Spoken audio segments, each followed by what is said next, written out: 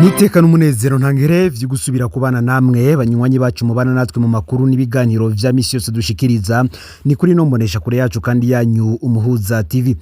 Uyu numwe yatugiye kubageza ko amakuru y'ibiriko biravugwa bigezwe ko muri kano kanya ngaha mu gihugu c'u Burundi hakaba hari amakuru menshi ariko aravugwa hirya no hino ku mbuga ngurukana bumenyi mumenyesha amakuru bitandukanye ndetse nariko aravugwa mu kibano. Na amakuru rero tuza kugaruka kuri vyinshi mu gisata ca politike ariko kandi cane ku biriko biravugwa ko muri nddfdd umuriro woba uriko uraka mu bihangange bitandukanye. Bamwe bati Perezida Evariste Ndayishimiye harabo yipfuza kwikurako, ni mugihe kandi ngo hari n'ibindi bihangange navyo biri gusya bitambaye ko Evariste Ndayishimiye atazo kwitabira amatora y'umukuru w'igihugu y'umwaka uza nk'umukandida w'umugambwe nddfdd. Ni vyinshi tuza kugaruka ko cane ndetse numwe mu bategetsi bashobora kwagirizwa bimwe by'ibigwanisho vyatangajwe ku munsi w'ejo uheze wari itangazo ryashizwe habona n'umushikiriza manza kizigenzo wa Republika ku bigwanisho vyafatanywe babiri mu Barundi, mbere vyinshi bikaba byaranafashwe n'inzego z'umutekano. Haravugwa ko rero hari bamwe mu bakozi biperereza cane abo mu ndongozi nkuru abo mu gipolisi ndetse no mu gisirikare nabo bagiye kwigizwa inyuma. Subwa mbere vyabigiye kuvugwa ko Evariste Ndayishimiye agiye kwikurako ibihangange bitandukanye vyo mu nzego zo kwivuna abansi. Benshi muribuka mu mwaka wa 2023 ubwo Perezida Ndayishimiye yari yagize urugendo mu gihugu murantunge ubwo Perezida Evariste Ndayishimiye yari yagize urugendo rwamushikaye no mu gihugu ca Leta Zunze Ubumwe za Amerika aho yari yasize asinye ikete rikura General Prime Niyongabo umukuru w'ibiro bikuru vy'igisirikare ngaha mu gihugu c'u Burundi. Ico gihe uwagendanira Evariste Ndayishimiye yari Colonel Jire Ndihokubwayo aserukira Burundi kuri ubu mu gihugu c'u Buganda. Ico gihe Jire Ndihokubwayo nk'uwagendanira umukuru w'igihugu canke chef du protocole de l'État yarashiriye iryo kete umushikiranganje wa mbere w'ico gihe ari we Gervais Ndirakobuca bataziranda kugarika kuri batwara inama nkenguza amateka, nawe yanka kubishirako umukono. Ico gihe Gervais Ndirakobuca yasiguriye Jire Ndihokubwayo ko iryo kete azoriterako umukono mu gihe umukuru w'igihugu azoba agarutse avuye muri urwo rugendo yarimwo mu gihugu ca Leta Zunze Ubumwe za Amerika. N'urugendo rwatanguriye muri Kuba abandaniza mu gihugu ca Leta Zunze Ubumwe za Amerika aho yamaze indwi zibiri.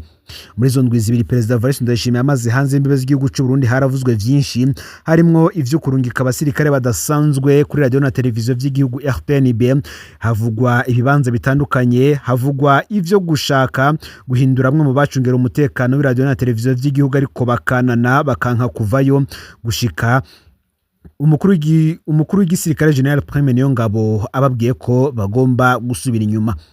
Benshi bati Ndayishimiye bashaka kwikurako General Prime Niyongabo, ni mu gihe Ndayishimiye kandi afise ubwoba ko Gervais Ndirakobuca Prime murantunge General Prime Niyongabo ndetse na Gervais Ndirakobuca bo baba bafise urunani rukomeye cyane muri no minsi, ndetse kandi akaba ari n'amatwa dusumira ko bo baba bari mu bategetsi bariko baracungwa cyane. Murantunge harimo na Reverend Ndikuriyo. Mu makuru ahari cane no kuri icuka ntago cifashe neza mu mugambwe nddfdd bivuye no ku ntambara iri mu buseruko bwa Republika Iharanira Rusange ya Kongo. Mu misi yeze nibwo amakuru yagiye habona yavuga ko Evariste Ndayishimiye yifuza ko abasuda bagoma mu gihugu ca Kongo kugira ngo bame babone uko basigurira Perezida Tshisekedi ngene amafaranga atanga ku basirikare b'u Burundi baja kugwana muri ico gihugu akoreshwa. Abandi bati abasirikare bari mu gihugu ca Republika Iharanira Rusange ya Kongo barakwiye gutaha bagacungera imbibe z'igihugu c'u Burundi. Ibi navyo biri mu vyo indongozi zitandukanye zitariko zirumvikana ko canke guhurizako.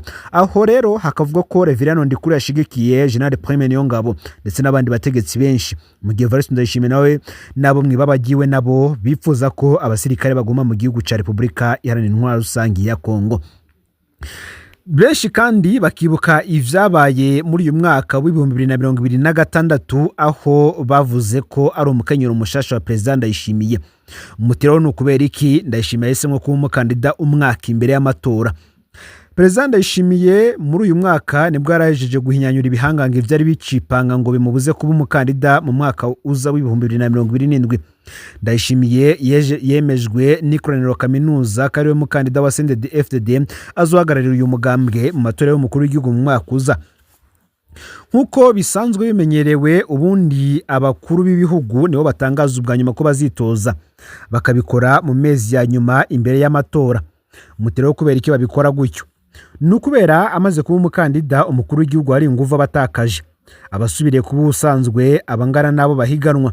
Ibikorwa vye byose rero bica bifatwa nko kwiyamamaza mu bihugu bigendera ku mategeko n'umwanya akoresha mu menyesha makuru na cyane cyane vy'igihugu uraharugwa bakaraba ko atari kararenganya abo bahiganwa. Ngo nankeka ko umukandida Evariste Ndayishimiye atazigera yubaha bene ayo mategeko agenga demokrasi y'ukuri nk'uko bamwe bagiye barabivuga. Ni vyinshi vyavuye ku kwemezwa kwa President Evariste Ndayishimiye n'ikoraniro kaminuza ry'umugambwe nddfdd muri uyu mwaka, mbere ko mwaka uza w'ibihumbi 2027 ari amatora ategekanijwe. Ibi muti birahura gute n'ivyo twatangwe tuvuga ku bigwanisho vyo baviringa mu gihugu cy'u Burundi ndetse ko bari n'igihangange coba kigira Gukorerako. Reka tutangure kwitangazo ryashizwe ahabona n'umushikiriza manza kizigenzo wa Republika ku munsi w'ejo. Umushikiriza manza kizigenzo wa Republika Rose Nkorerimana ku munsi hirya y'ejo yasohoye itangazo rivuga ko hari dosiye yuguruye yerekanye abantu binjije ibigwanisha bakoresheje impapuro z'amagendo nga mu gihugu cy'u Burundi. Iryo tangazo rikavuga ko abakoze ivyo bintu ari umugwi w'abarundi n'abanyamahanga bacishije ibigwanisho mu Burundi bakoresheje impapuro z'amanyanga. Muri iryo tangazo bakavuga kandi ko abantu babiri bamaze guhagarikwa mu ntumbero y'amatohoza, harimo umunyafrika y'epfo Ditwa Wayne Patrick be n'umurundi Edi Muco. Itangazo rikabandanya rivuga ko Parquet General de la République ibandanya amatohoza. Benshi bakavuga ko itangazo rya Procureur General de la République risiga ibibazo vyinshi aho gutanga inyishu.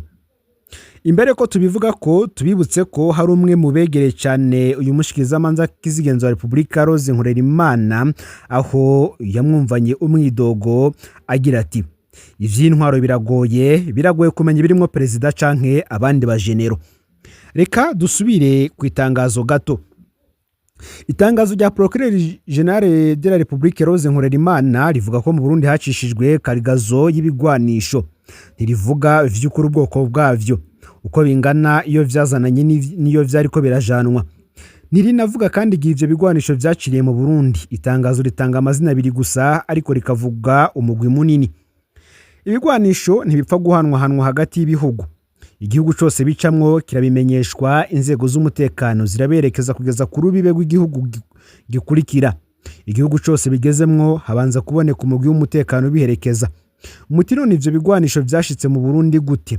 Ibindi bihugu vyaciyemwe vyabwiwe iki? Ese abasuda bazoba baragiye kubihereza iperereza bo babwiwe iki? Inzego z'iperereza ziranyagara hose mu Burundi none vyarenganye gutata numwe abajije ivyo ari vyo. Uravye imbibe z'u Burundi ibigwanisho vyinjiye mu Burundi kugira bibandanize mu kindi gihugu. Vyoza biva mu Tanzania bikabandaniza muri Kongo. Aho naho bidashiriwe leta vyo babishiriwe M23. Bamwe rero bagaca bagira iki kibazo kigira kiti none umuhari M23 woba wacishije ibigwanisho vyawo mu Burundi. Harero nkuko natangwe mbivuga cyane mvuga ku bihangange biriko biracungana muri nddfdd, hari ikintu coba cinyegeje inyuma y'iri tangazo. Kuva Rose Nkorerimana agenwa kuba Procureur General de la République bishobora kuba ari ubwa mbere asohoye itangazo rivuga amatohoza ari karakora. Kubera iki rero atahora bikora akaba abikoze ubu. Muri kino gihe hariho ubwoba mu butegetsi. Hari abahiga ko Evariste Ndayishimiye atazobashikana mu matora y'umwaka uza w'ibihumbi 2027. Ku ruhande rwiwe naho arakekwa ko afise imigambi yo kwikurako bamwe mu bihangange. Iyo bari yo nzira ngiye gukoreshwa ngo hagira abafatwa batwara igisirikare, igipolisi n'inzego z'iperereza.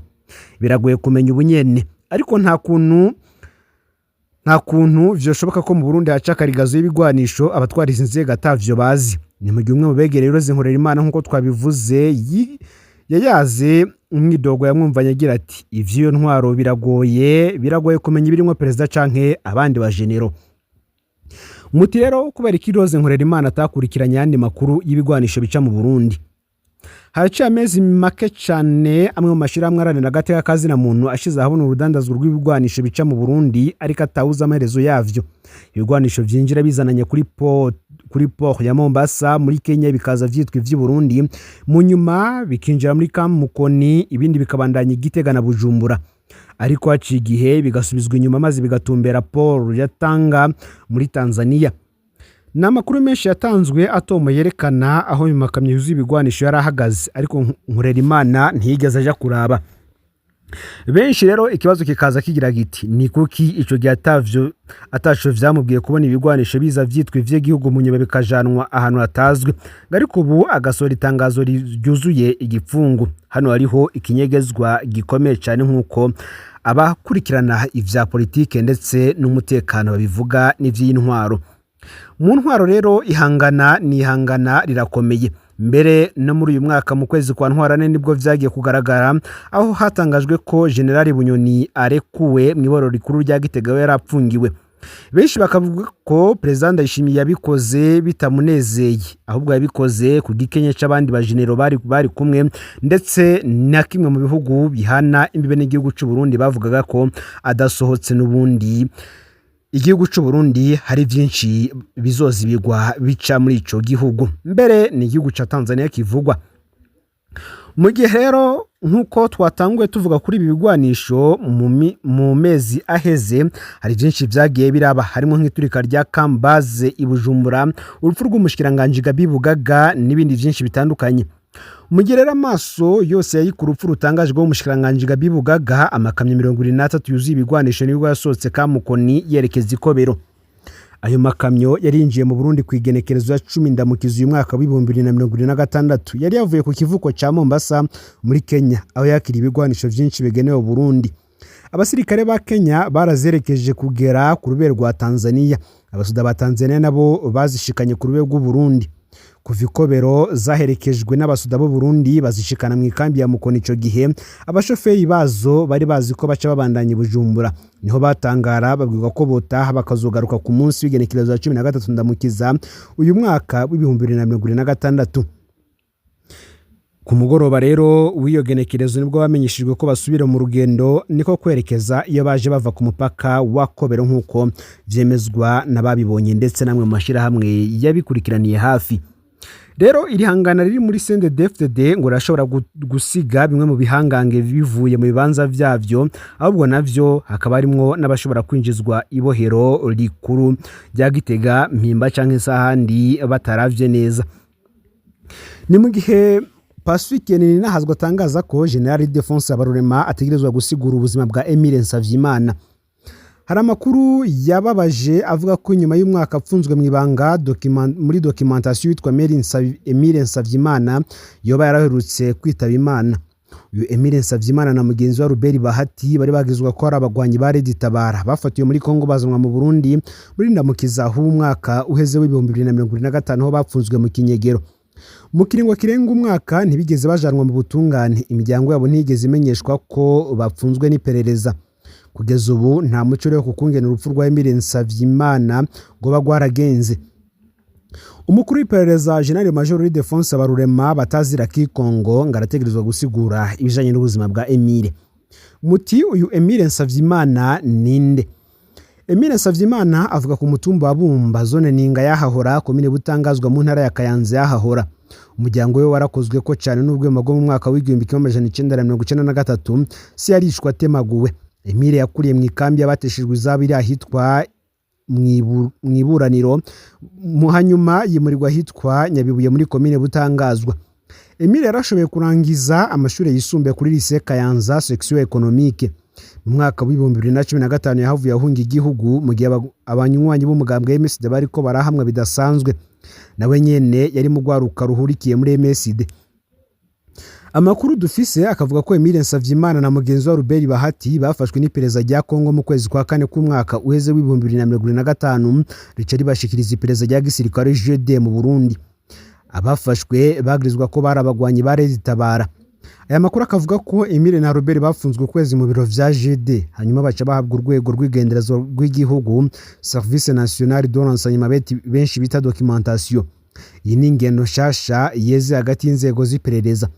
kuva mu mwaka uheze w'ibihumbi 2025 hari abantu benshi bapfungirwa muri JD mu nyuma bakajanwa muri documentation be n'abandi bahera muri documentation mu nyuma bakajanwa muri JD no kuvuga muri rya pereza y'igisirikare. Bageze rero muri Service National de Renseignement, Emile na Robert bapfunzwe nabi cyane bashirwa mu busho bubiri buri kure y'abandi banyororo.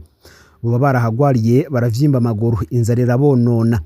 Emile Nsavyimana yoba yarasohoye igenekerezo ya 28 mu kakaro uyu mwaka w'ibihumbi 2026 ajanwa kwa muganga hanyuma asubizwa mu iperereza icyakurikiye kiragoye kumenya.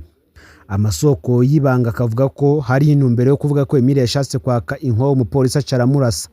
Ivyo bikaba biri mu marementanye iperereza rikunze gutanga ngo risigure abo gishe. Kugeza ubu ni igipfungu kuvya vyarashikiriye Emile Nsavyimana.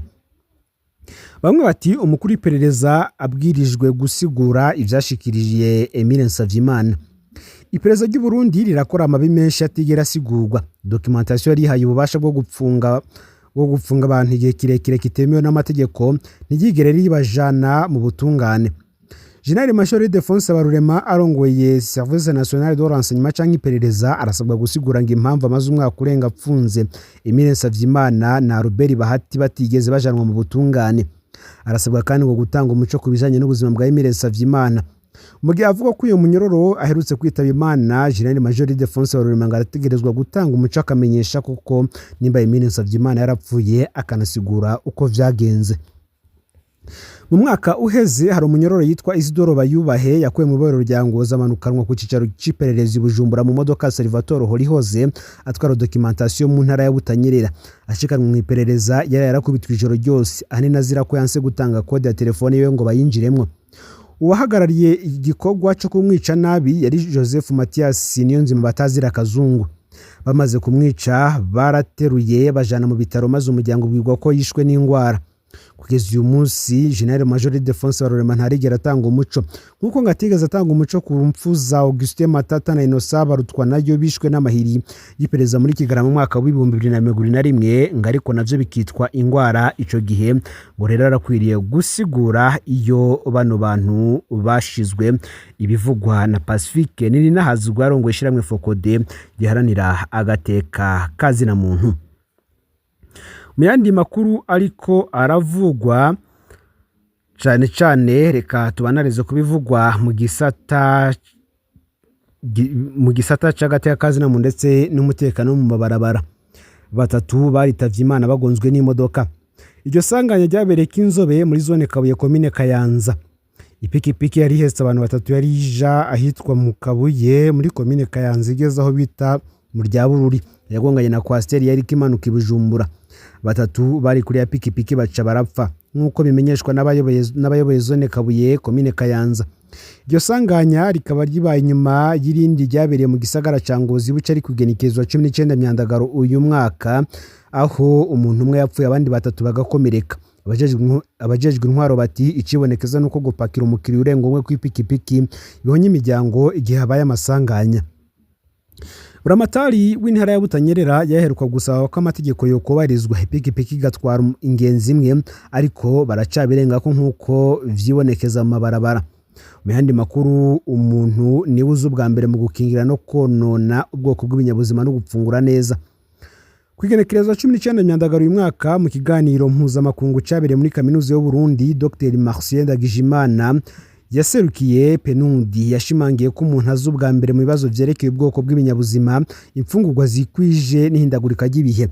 Yavuze ko akenshi mu biganiro no mu migambi ijanye n'ihindagurika ry'ibihe abantu bifashisha amakuru ubushakashatsi n'imigambi ariko bakibagira uri ku mutima w'ivyo vyose ko ari umuntu bwiwe.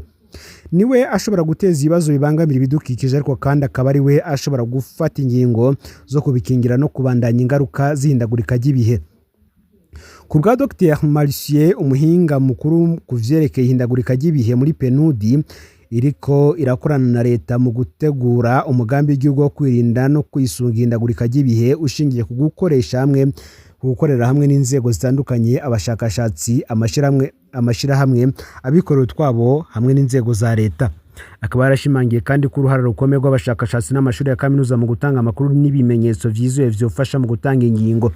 Yavuze ko hakenewe kandi uburyo bwiza bwo guhuza abashakashatsi n'abakoresha ivyavuye mu bushakashatsi harimwo abategetsi n'abene gihugu. Ku ruhande rw'abikorera utwabo, PNUD ikabona ko ihindagurika ry'ibihe n'ubwoko bw'ibinyabuzima nk'akaryo ko gukora ubushakashatsi no gushiraho imitahe cane cane mu bikorwa bibungabunga ibidukikije n'iterambere ry'ivyatsi n'ibindi biterwa bibisi. Yasavye kandi ko ikibazo c'ihindagurika ry'ibihe kitobonwa nk'ikiraba ubuhinga bw'uburimyi canke ibidukikije gusa. Ubuzima, umutekano w'ibifungurwa, ibikorwa vy'ubutunzi n'izindi nzego zose birafise uruhara muri iki kibazo. Ngorera amakuru yaragezwe ko muri kano kanya ufyonde subscribe canke sabone niba utarafyonda ko kugira ngo utoshicikanwe nadushikiriza usangiza no makuru bagenzi aho bari kugira ngo nabo baje baramubambira shikirwa n'abiriko biravugwa bigezwe ko ngaha mu gihugu c'u Burundi hanze y'imbibe z'igihugu c'u Burundi ndetse no mu makungu ya kure nandi menshi turiko turabategura ndetse turiko turatohoza ko ni mu mwanya ntimuze gucikanwa no Mpuza TV Imana ibahezegeye mu bikorwa vyanyu vya misi yose muriko murakora.